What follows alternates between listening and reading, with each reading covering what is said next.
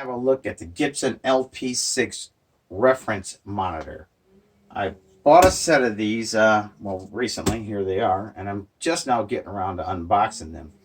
Originally, when these came out in 2015, it says right here, reference monitor, 2015 limited edition. They were $799 a piece. I found them for $159 a piece. So I'm really eager to actually see how these things sound. And in my particular listening environment, it's not very sound friendly, I should say. So there will be some work to actually get the maximum potential out of these monitors. I'm just trying to set up a small home studio for better voiceover to deliver a better quality video and record some music, you know, because I tinker around on a guitar, and as does my son. So anyway, we're going to have a look at these. We're going to get them set up. We're going to hear some sound quality. I did download some YouTube-friendly, copyright claim-free music from YouTube, so I should be good there. And hopefully the tracks I picked are, you know, friendly and pleasant to the ear. So, yeah, what do you say we get these opened? I did open one already, but I didn't share that with you. I saved one, so we're going to go ahead and do that right now.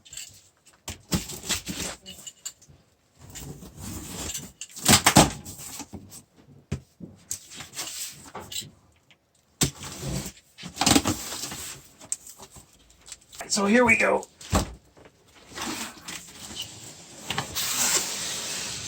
I think these things are about 13 pounds a piece. More awkward than heavy. This is the bottom. Nice boxes they come in here. Kind of a satin gold. Gibson logo, front, top, sides. So yeah, slice this open.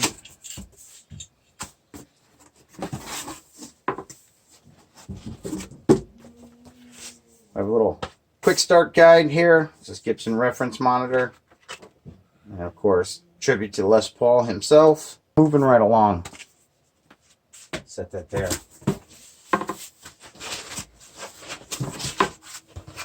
You know, that might be a great acoustic panel. Maybe not.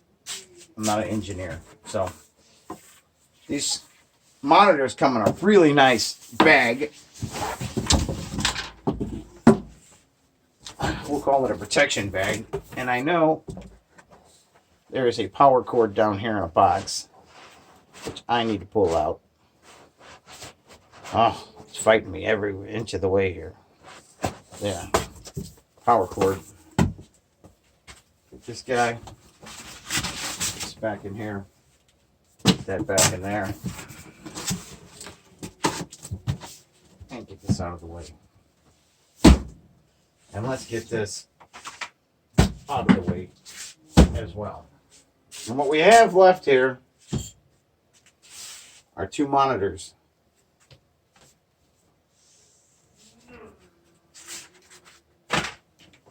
You see, I've already had this one open. Get that box there.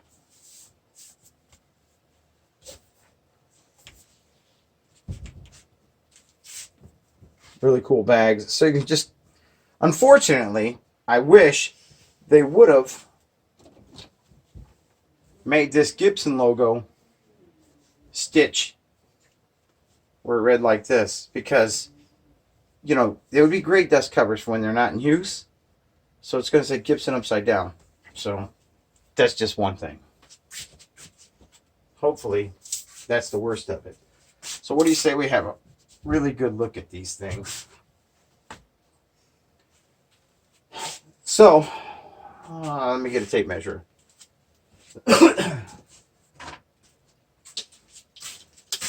All right, so 10 3/4 inches deep,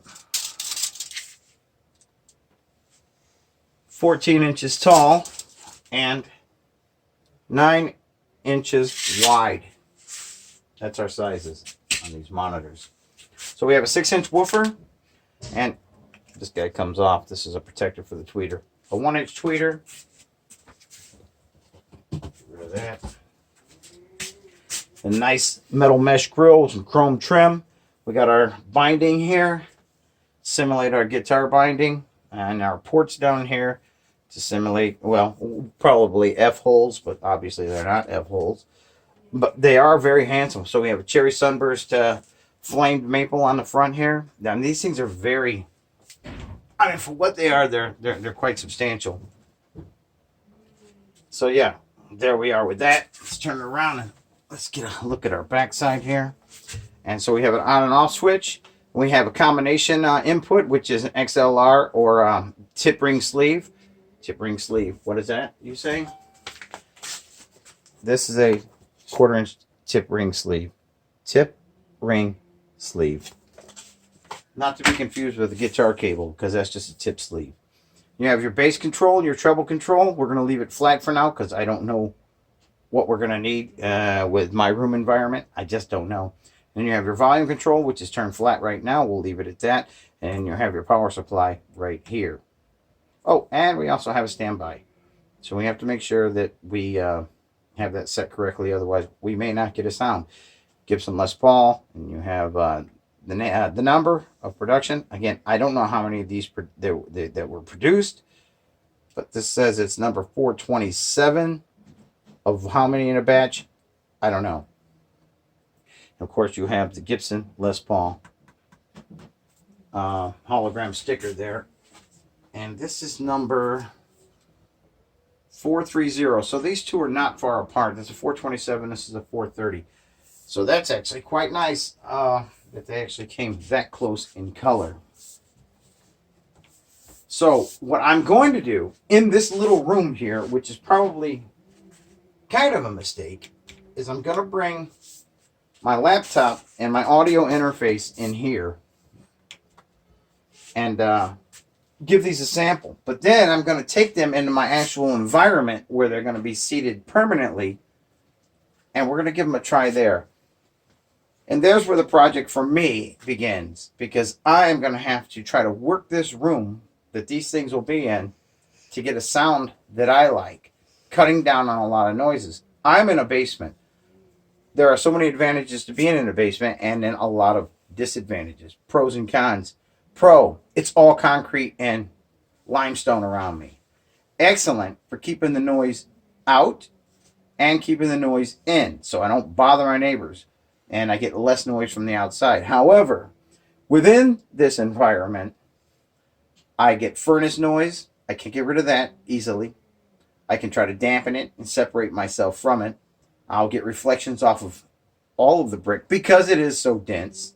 So keeping the noise in, you'll have it bouncing all the way around. So I'll have to discover my noise reduction zones. And that's probably going to take a while. But for this review, sorry to go on and on, I'm going to go ahead and pull in my laptop, which has all my audio files on it, and where I'll be, this is where they'll primarily be used with this laptop and its audio interface. So I'll be right back.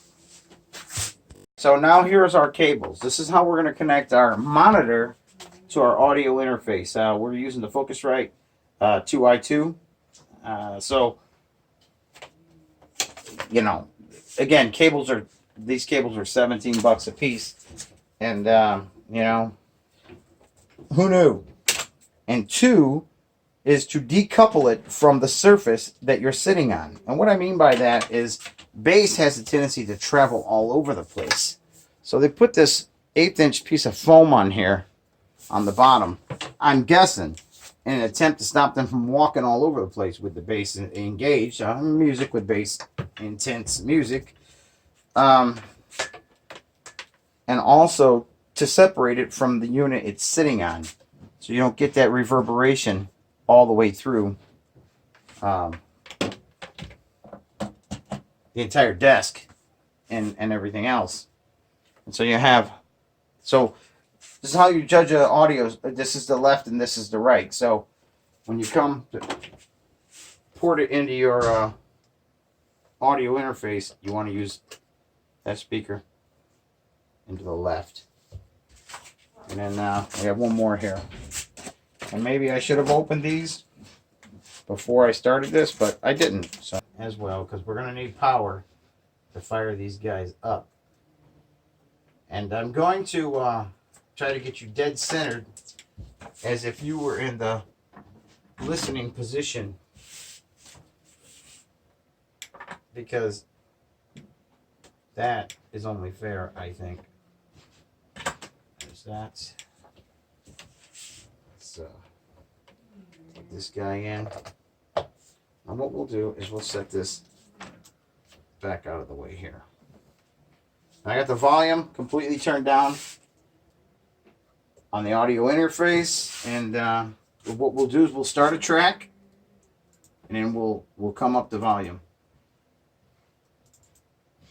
All right, so there's a track playing. First thing first, we'll crack this up a little bit, and we'll come to the volume. Let's turn that on. Guess we should turn them on too, huh?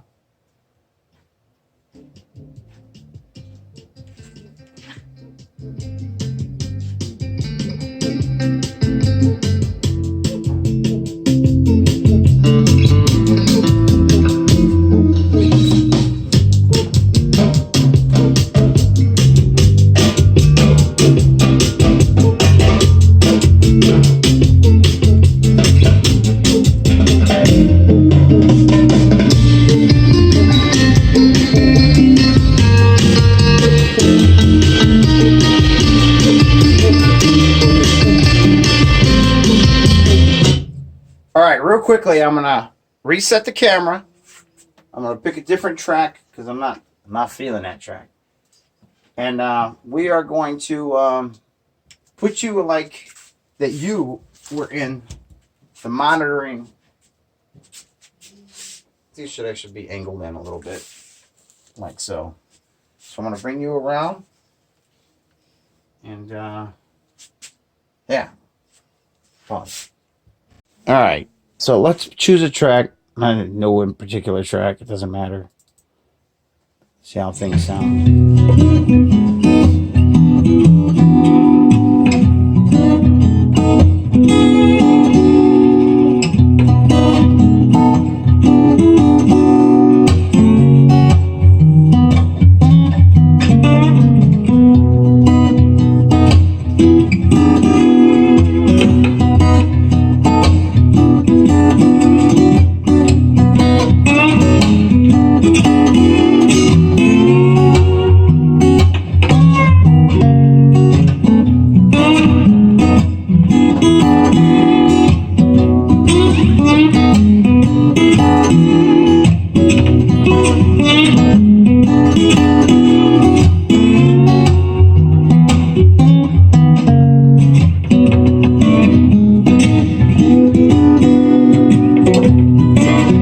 Okay, that was a little jazz, kind of a soft acoustic jazz, maybe a little on a bluesy side. So what do you say we go to something different?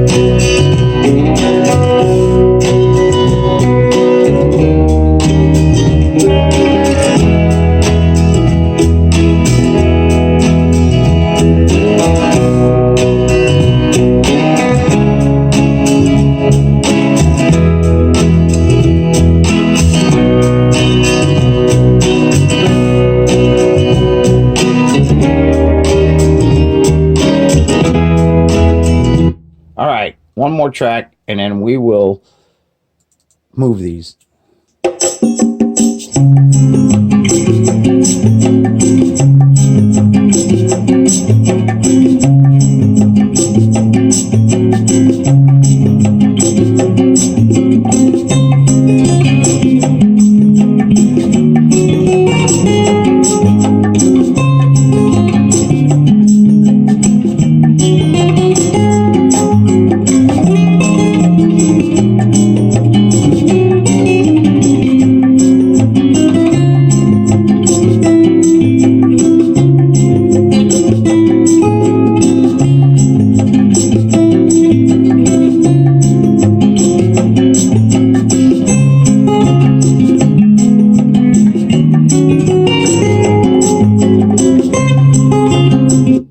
right, that was at least 4 different samples of, multiple types of music to see what these monitors will actually sound like. To me, just in this rudimentary setup that I have here, which is my workroom, the highs are kind of amazing, but the low end seems a little rumbly to me. So it's going to require, I think, a little more foam under the bottoms here. Maybe. I don't know. Again, I'm just now getting into this. So we'll see. So the next time you see these, they should be back over on the desk where they will actually have a permanent home. And from there is where I'm going to have to start trying to isolate, noise reflection. So we'll see. So yeah, sit tight. All right. This is going to be my listening/recording area. The monitors are going to sit up high here, which that I don't have a problem with.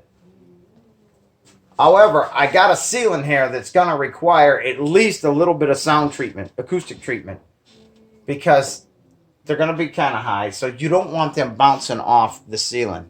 That's just annoying. I mean, maybe not just for listening, it's probably okay, but when you're trying to do a recording, that could be, crappy. They want these things at least 12 to 18 inches from the nearest wall. I have no problem with that. I'm about 30 inches away from the brick wall, so that is not going to be an issue for me. Coming around over here to the side, I have large open sides that way and a large open side to that way, which means you're going to get a lot of sound wash, and lots of opportunity for that sound to come back at you. So I'm thinking some sort of acoustic treatment over here on this side and on this side and on the ceiling right above me and perhaps right behind me. So, I'm thinking a heavy-duty curtain behind me may dampen some of the sound reflection that's going to be behind me. But I don't know that yet. So, again, this is all going to be experimental. And I'm not looking for studio professional acoustics. I'm just looking for something where I can kill some of the inside noise. Don't worry about the outside. That's not a problem for me. I have a furnace in this basement, and that thing is probably what I registered at about plus 9 dB. That's loud. So that's what I'm trying to curb. So anyway, so let's get these monitors hooked up here, and yeah. All right, there's a new set of, what's the word I'm looking for? Obstacles. I only bought 5-foot cables. So I have to run from that monitor up there. That guy right there. Hold on. I have to run from that monitor right there and this guy down to this guy, which is that audio interface. That audio interface right there. All right, so what do you say? I got these things hooked up. So what do you say in its current position with its current treatment, which is no treatment at all? So there's going to be reflections all over the place. But let's just see how it sounds.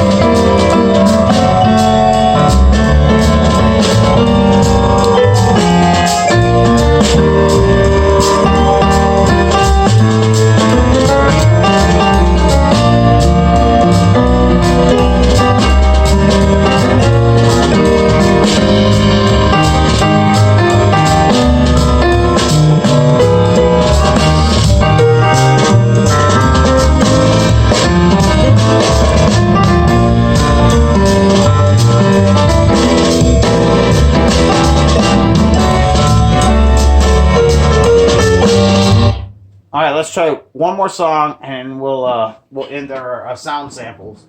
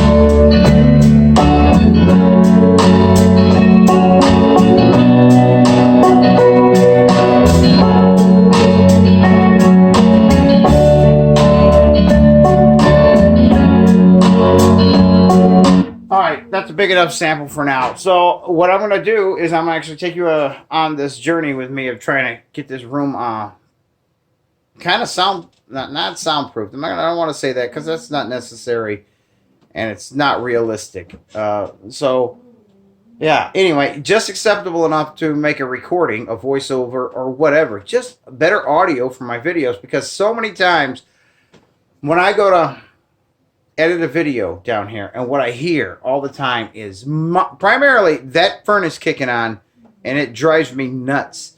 And so I kind of want to try to get at least 75% of that. I know I'm a realistic kind of guy. I'm not going to eliminate that altogether unless I turn it off. And if you haven't heard it during this video, it's because literally I turned it off.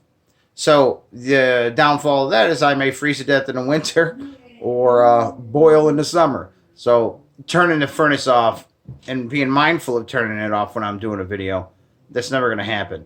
So I kind of want to set it and forget it situation. I want to be able to work around my current problem. So yeah. So anyway, thanks for coming along with me on this, and I'm going to give this some thought. Right now, I'm going to have to worry about soundproofing at least part of the ceiling here because of the sound coming off the monitor, and at least something over there and something over there, and definitely something behind the seating area, which currently is behind the camera right now. So I'm just going to do what I can do, and I'll take you along with me. So yeah, that's my Saturday morning. I'll wolf out.